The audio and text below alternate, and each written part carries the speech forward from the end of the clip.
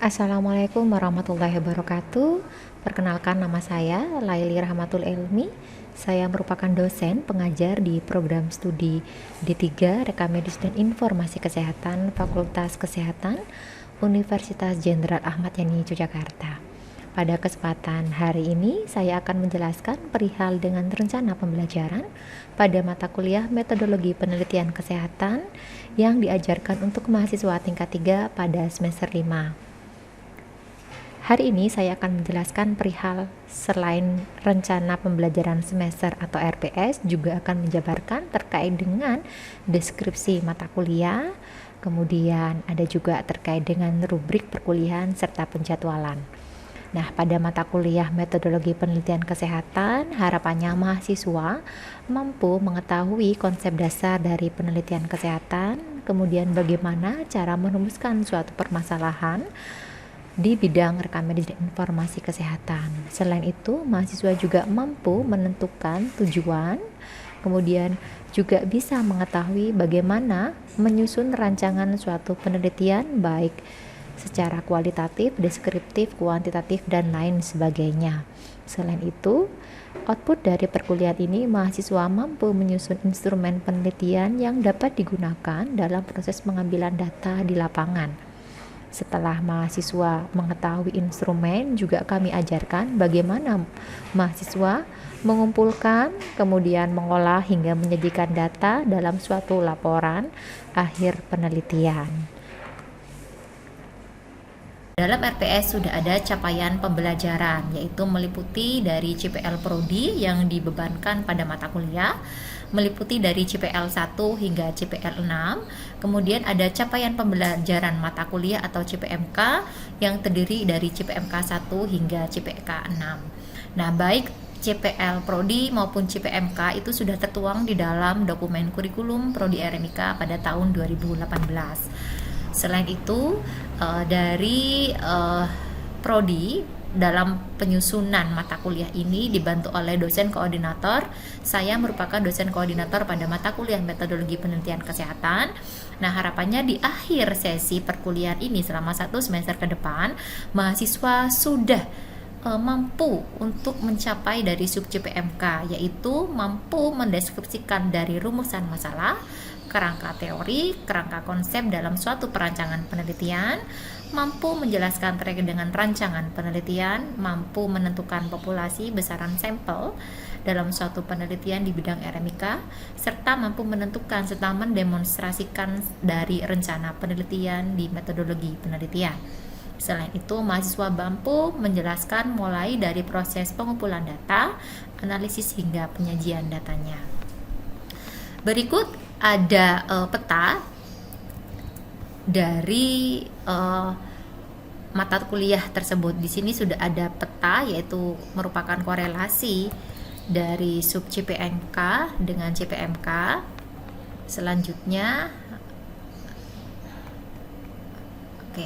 Selanjutnya dari penyusunan RPS ini sudah ada yang namanya analisis pembelajaran. Nah, analisis pembelajaran itu saya buat dalam bentuk flowchart atau alur yang dapat memberikan gambaran terkait dengan capaian pembelajaran. Selain itu, pada mata kuliah dari metodologi penelitian ini, harapannya mahasiswa mampu untuk membahas konsep dasar penelitian, kemudian mahasiswa mampu melakukan serta mempelajari rumusan masalah dalam bidang penelitian di RMIK.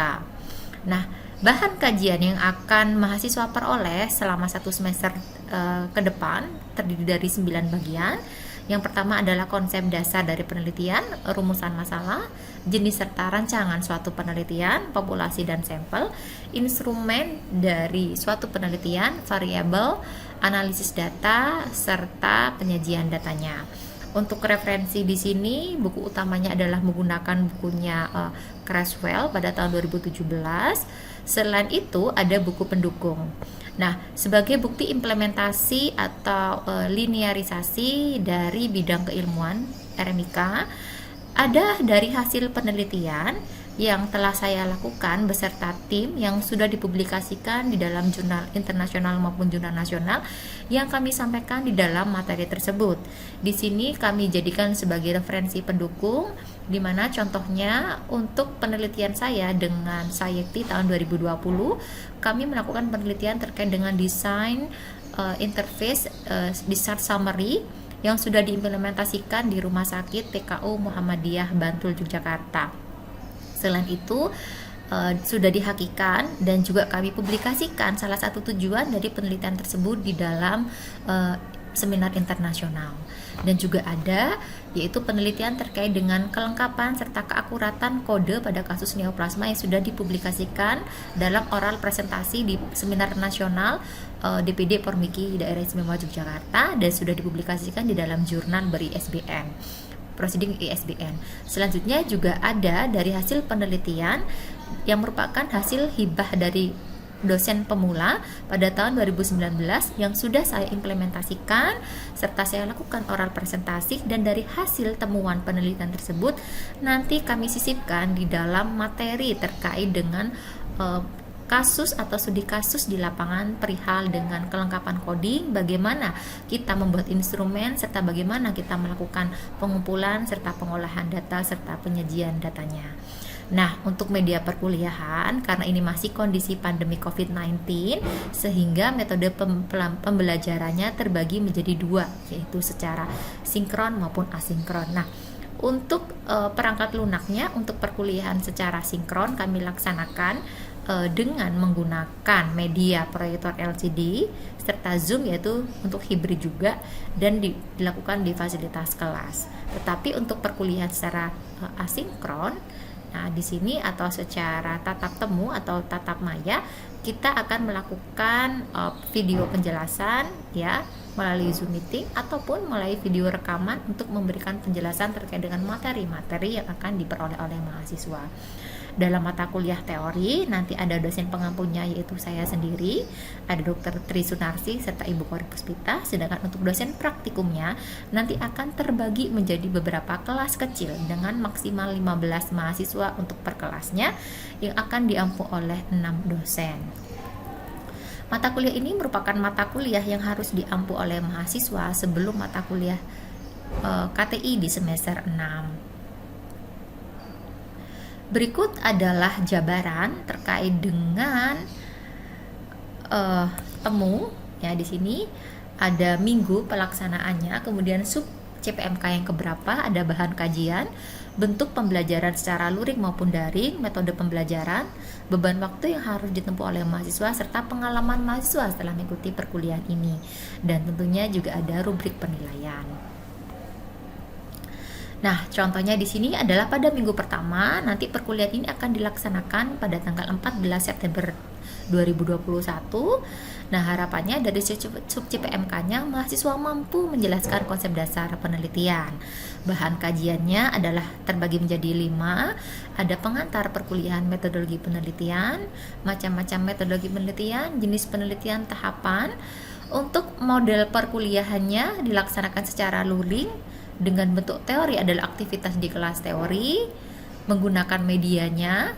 Kemudian secara daring perkuliahannya semua kegiatan perkuliahan mulai dari materi pembelajaran, kemudian instrumen ya, presensi dan forum diskusi sudah terfasilitasi di e-learning atau e-link di fkas.unjaya.ac.id, sehingga mahasiswa bisa mengakses menggunakan user ID password yang telah dimiliki.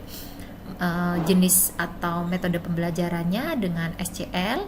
Waktu yang harus diselesaikan oleh mahasiswa adalah 50 menit, yaitu belajar tatap temu, 60 menit adalah terkait dengan pelajaran mandiri, serta 60 menit penugasan. Nah, dalam teori pada temu pertama, mahasiswa diharapkan mampu memahami serta mendiskusikan tentang konsep dasar penelitian untuk mahasiswa D3 RMIK.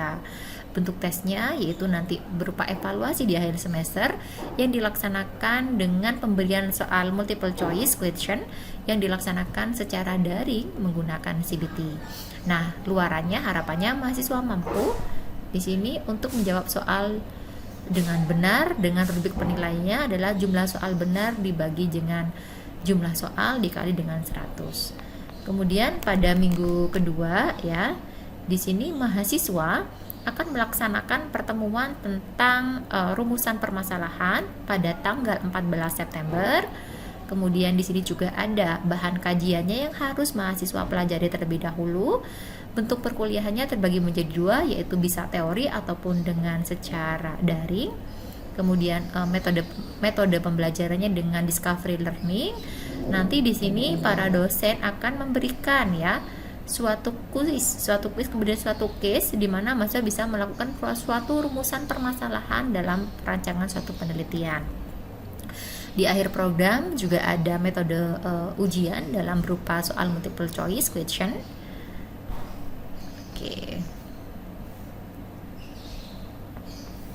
Oke, pada minggu ketemu ketiga masih dilaksanakan pada minggu pertama. Karena sistemnya kami blok teori terlebih dahulu, sehingga untuk perkuliahan temu ketiga nanti mahasiswa akan sudah dijabarkan di sini ya pembagian kelas A dan kelas B-nya, tanggal pelaksanaan serta waktunya. Yang sebelah sini adalah harapannya mahasiswa mampu menjelaskan dan mendemonstrasikan metodologi penelitian serta jenis rancangan di bidang RMIK. Nah, di sini sudah ada bahan kajiannya terkait dengan rancangan penelitian survei, studi kasus, literatur review, systematic review, serta rancangan penelitian yang lainnya. Bentuk perkuliahannya bisa berupa teori dan teori yang dilaksanakan secara daring ya atau tatap maya serta tatap temu dengan metode pembelajarannya adalah SGD ya, dengan waktunya adalah 100 menit. Kemudian harapannya mahasiswa mampu ya mendiskusikan jenis dan rancangan suatu penelitian. Pada temu kelima, mahasiswa itu diharapkan mampu memahami serta mendemonstrasikan teknik sampling. Nah, pada teknik sampling di sini sudah terbagi antara populasi sampel, jumlah sampel, kemudian di sini sudah ada bentuk teori serta aktivitas teorinya ya dilaksanakan serta ada medianya. Nah, metode pembelajarannya itu dengan SDGs, kemudian ada kurun waktunya selama 50 menit mahasiswa akan melakukan perkuliahan dengan Bapak Ibu dosen. Kemudian harapannya dari teori yang telah dijelaskan oleh Bapak Ibu dosen, mahasiswa mampu mendemonstrasikan tahapan serta teknik sampling. Dan di akhir sesi perkuliahan, di akhir semester juga ada ujian dalam multiple choice question. Pada temu ke-6 ya, di sini mahasiswa akan mempelajari terkait dengan bahan serta instrumen serta estetika penelitian di bidang RMIK. Nah, pada temu 6 sendiri di sini sudah ada penjabarannya. Temu 6 dan temu 7 totalnya nanti ada 100 menit dengan metodenya adalah SCL dengan pelaksanaan bisa dilaksanakan di kelas maupun secara daring. Setelah mengikuti perkuliahan instrumen tersebut, mahasiswa bisa mengetahui tentang apa saja sih bentuk instrumen, bagaimana cara menyusunnya, kemudian bagaimana cara melakukan validasi dari instrumen yang akan kita buat sesuai dengan rancangan penelitian. Selanjutnya, Nah, setelah temu ke-6 ya dan temu ke-7, mahasiswa akan ada yang namanya evaluasi tengah semester atau ujian tengah semester. Nah, ujian tengah semester di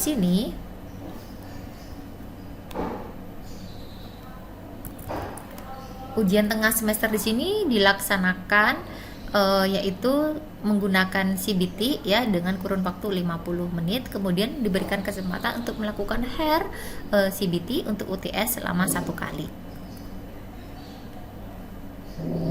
Kemudian untuk temu ke-10 atau minggu ketemu setelah UTS, mahasiswa mampu menjelaskan terkait dengan cara pengumpulan data suatu penelitian, mulai dari definisi, alat yang digunakan, serta bias dalam penelitian. Metodenya juga sama, masih menggunakan TCL dengan teknik penyampaian materinya di kelas maupun secara daring. Nah, harapannya mahasiswa mampu memahami ya, mendiskusikan jenis dan teknik penyajian data ya. Kemudian ada penugasan di sini, nanti saya akan jelaskan juga terkait dengan rubrik-rubrik yang digunakan dalam pengukuran suatu kuis. Kemudian di sini pada temu Berikutnya adalah temu ke-11, mahasiswa mampu menjelaskan terkait dengan literatur review. Nah, kita ketahui sendiri dengan kondisi pandemi COVID-19, belum semua fasilitas kesehatan ya itu memberikan peluang kepada mahasiswa untuk mengambil data secara langsung.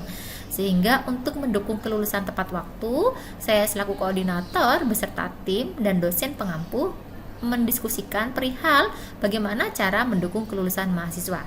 Sehingga salah satu tekniknya adalah penyusunan KTI dengan literatur review. Nah, pada literatur review di sini sebenarnya hampir sama dengan penelitian yang case study, namun bedanya di sini ada perbedaan terkait dengan bagaimana pengumpulan data serta strategi pencarian jurnal untuk literatur review. Nah, waktu pelaksanaannya 50 menit. Nah, di akhir sesi harapannya mahasiswa mampu mendiskusikan jenis serta teknik ya pada penelitian literatur review. Kemudian pada temu ke-12 ya, di sini mahasiswa mampu menjelaskan serta mendemonstrasikan penyajian data untuk literatur review, baik dari tulisan, narasi deskriptif atau lain sebagainya, penyajian data serta nanti harapannya bisa menginterpretasikan. Selain itu, bentuk perkuliahannya juga tersedia menjadi 2 sesi, 2 bagian, yaitu dalam bentuk tatap temu di kelas ataupun tatap maya dengan metodenya SGD ya, untuk waktunya 50 menit. Oke.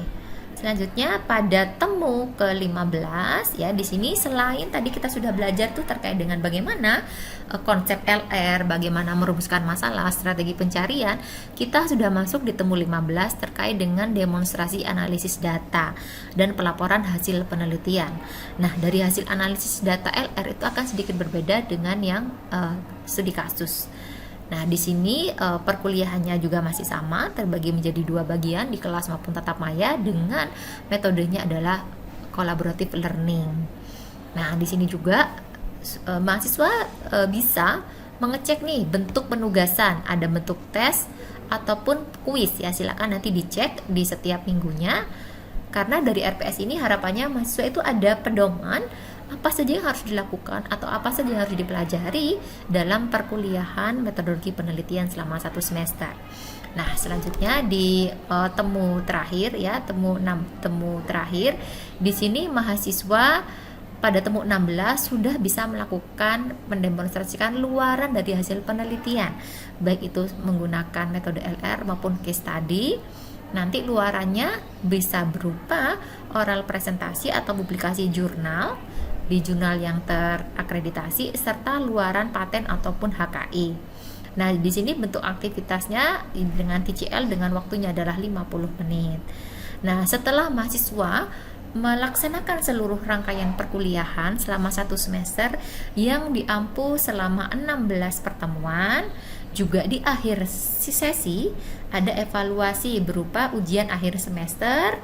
Dan karena di sini mata kuliahnya ada praktikum, sehingga nanti ada yang namanya ujian praktikum. Nah, ujian praktikum di sini nanti selama praktikum kalian akan didampingi oleh dosen-dosen praktikum yang akan mengampu sebenarnya ya, akan mendampingi kalian bagaimana sih cara menyusun karya tulis ilmiah yang baik dan benar, mulai dari full paper hingga nanti instrumen penelitian. Selain itu, nanti di akhir ujian akhir praktikum juga ada evaluasi praktikum yang namanya ujian praktikum, akan terbagi menjadi 2, yaitu presentasi pra-proposal serta diskusi hasil ujian praktikum. Nah, ini adalah gambaran dari RPS. Nah, selanjutnya saya akan menjelaskan terkait dengan instrumen penilaian.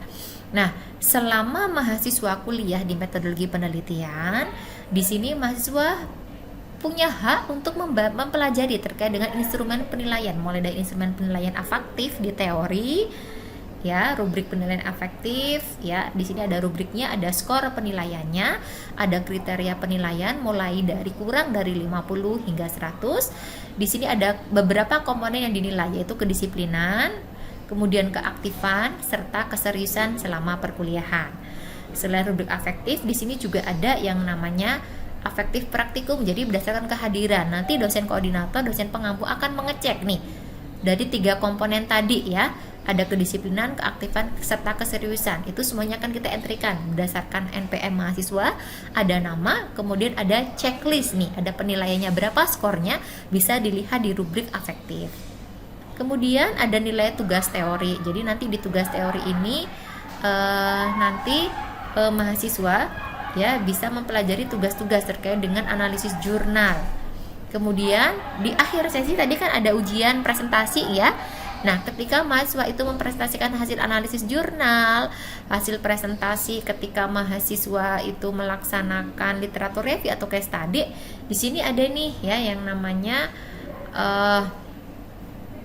namanya mahasiswa untuk melihat nih aspek apa yang akan dinilai. Jadi ada kriteria bobot, ada penguasaan materi ketika menyajikan presentasi, kemudahan dalam penyampaian materi, keluasan ya.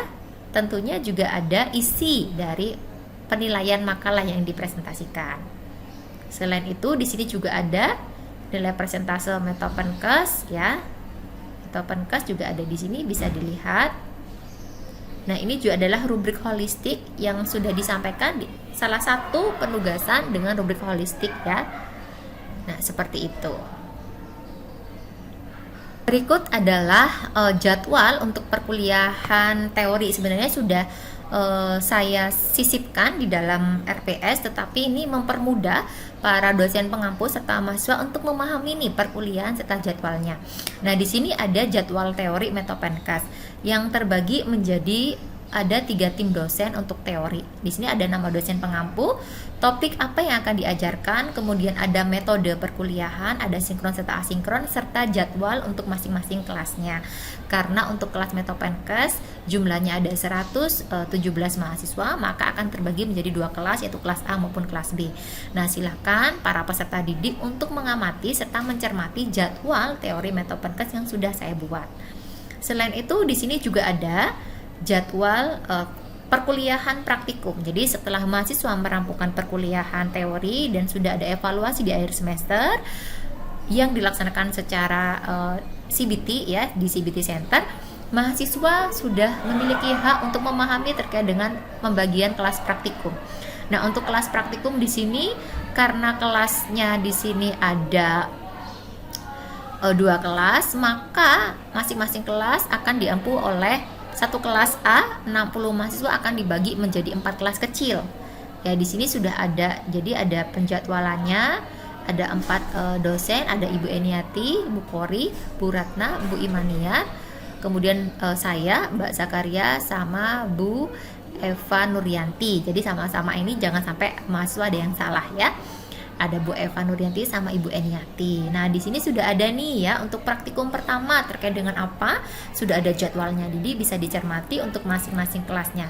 Nah, karena kita itu ada beban SKS untuk pelaksanaan praktikumnya satu SKS-nya 170 menit. Kemudian sehingga kami alokasikan semua pelaksanaan praktikum itu dirampungkan selama 20 temu ya, 20 temu dengan masing-masing temunya adalah 4 jam, kurang lebih 4 jam.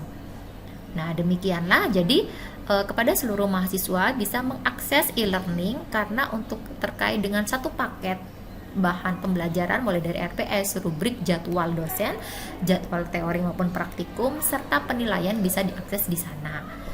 Baik, terima kasih. Assalamualaikum, bertemu lagi dengan saya Laili Rahmatul Ilmi. Hari ini kita akan belajar cara menginstalasi Reference Manager menggunakan Mendeley. Tentunya nanti akan kita ajari tutorial atau step by step menginstalasi Reference Manager tersebut. Hal ini tentunya akan memberikan kemudahan kepada mahasiswa untuk melakukan citasi terhadap jurnal-jurnal yang telah dimiliki. Yang kedua, memberikan kemudahan untuk membuat daftar pustaka di karya tulis kalian pada nantinya. Let's go, kita belajar bersama. Halo, kita bertemu lagi dengan saya untuk melanjutkan terkait dengan tutorial instalasi Reference Manager menggunakan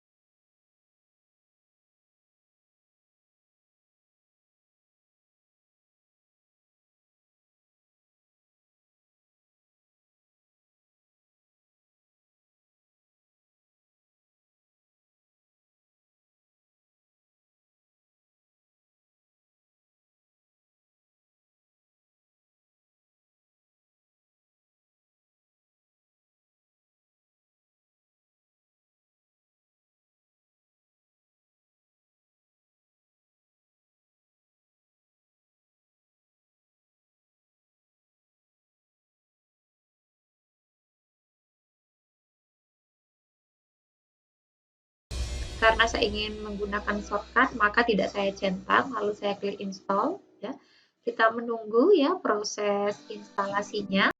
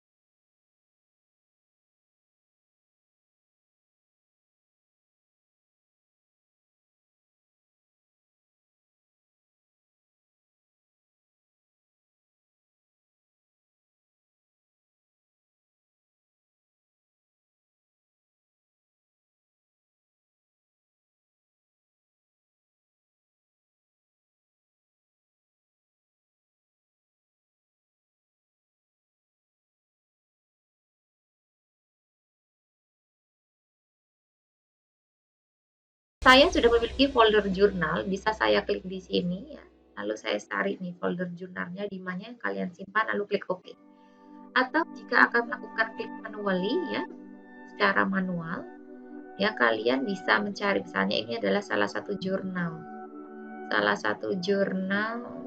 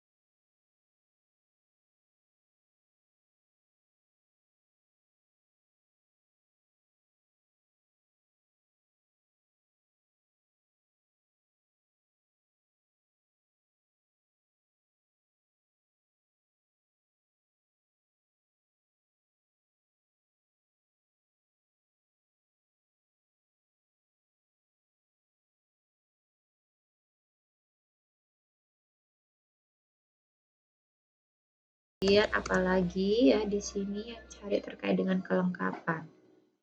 Ini langsung kita tersitasi. Oke.